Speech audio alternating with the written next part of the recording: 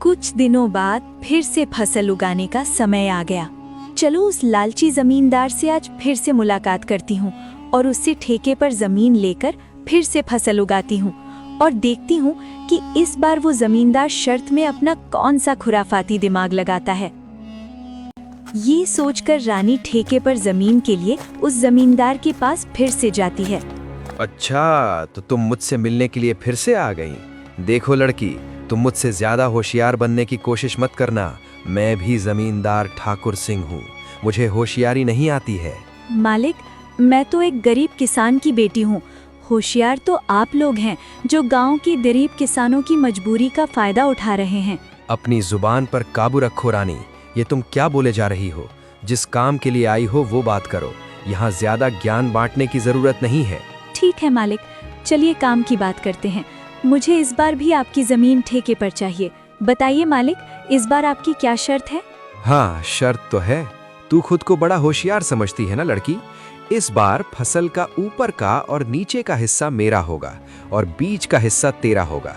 अब बोल, क्या तुम्हें मेरी ये शर्त मंजूर है? बिल्कुल मंजूर है मालिक, जैसा आप कहें। अच्छा ठीक है मालिक, तो अब मैं चलती हूँ, मुझे फसल उगाने की तैयारी भी करनी है।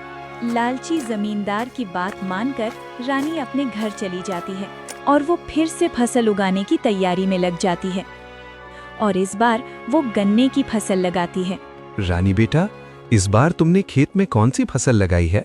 पिताजी, इस बार मैंने गन्ने की फसल लगाई है। फसल काफी अच्छी हुई है। इस बार भी आमदनी अच्छी होगी पिताजी। ये तो बहुत अच्छी बात है बेटा, तुम बस ऐसे ही मेहनत करती रहो। कुछ महीनों बाद लालची जमींदार और उसका नौकर दोनों रानी के पास आते हैं। मालिक, इस बार तो रानी का दिमाग ही चकराने वाला है।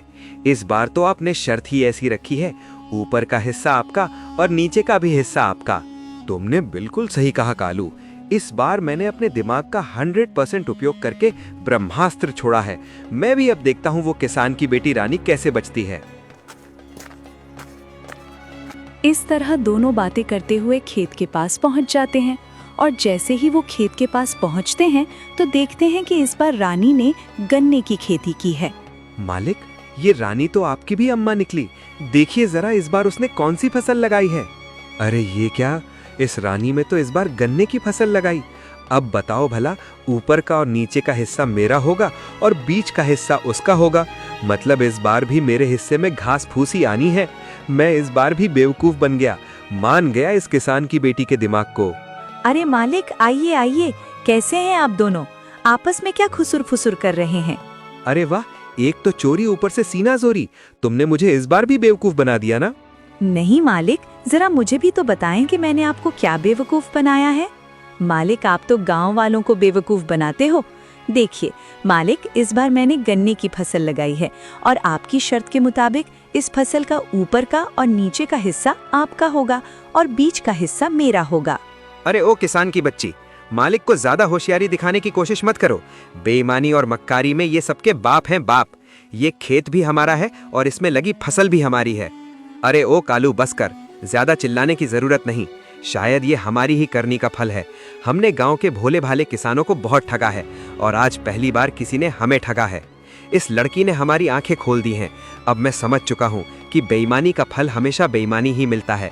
इसलिए आज के बाद मैं किसी भी किसान को परेशान नहीं करूंगा और सभी किसानों को उनकी मेहनत का बराबर का हक दूंगा। जितनी भी किसानों की जमीन मेरे पास गिरवी है, मैं उनको सारे कागज वापस कर दूंगा और कभी भी उनकी गरीबी और लाचारी का फायदा नहीं उठाऊंगा। मालिक, आपने तो ये बहुत अच्छी बात कही है। एक किसान दिन रात मेहनत करता है अपने परिवार के लिए, मगर ना ही कभी वो अच्छे कपड़े पहनता है और ना ही कभी वो अच्छा खाना खा पाता है। अपने परिवार का पेट भरने के लिए वो दिन रात अपना पेट जलाकर खेतों में मेहनत करता है।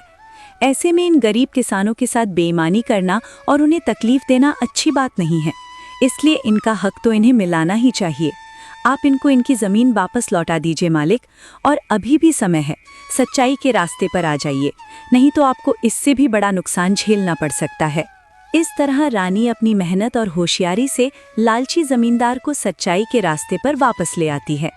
जमींदार ठाकुर सिंह ने वहां के किसानों की जमीन और उनका पैसा उनको वापस कर दिया।